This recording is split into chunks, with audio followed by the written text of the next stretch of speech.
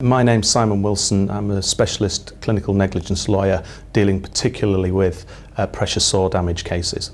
It's usually for patients either in care homes or in hospitals. It's people who are ill in bed after operations, etc. And pressure sores occur from patients not being turned adequately, not being moved position adequately. By definition, that often is elderly people. It is tissue damage. Pressure sores actually build from the inside out. It's a build-up of acid in the muscles, and the damage is caused by the acid actually eating out through the skin.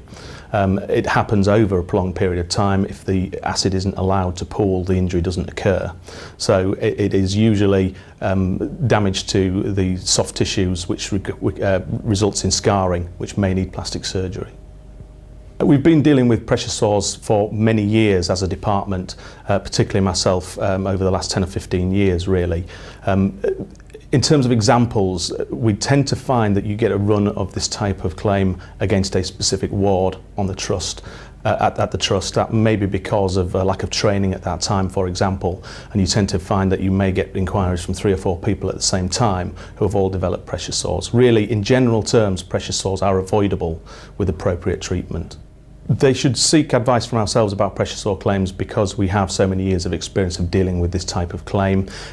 Many of this type of case comes down to looking at the appropriate nursing records to see what documentation there is, to see if a care plan was put in place to start with, to see if there was a proper risk assessment about the likelihood of pressure sore damage occurring, and whether that plan has then been put in action by the nursing staff. So it's important that you have someone who can interpret the records and make a decision on that. They should certainly give Neil Hudgels a call to get some advice. Pressure sores can be avoided, so if they or a relative have suffered from a pressure sore, it is imperative they seek legal advice, as it's very likely that there will be a claim that can be pursued.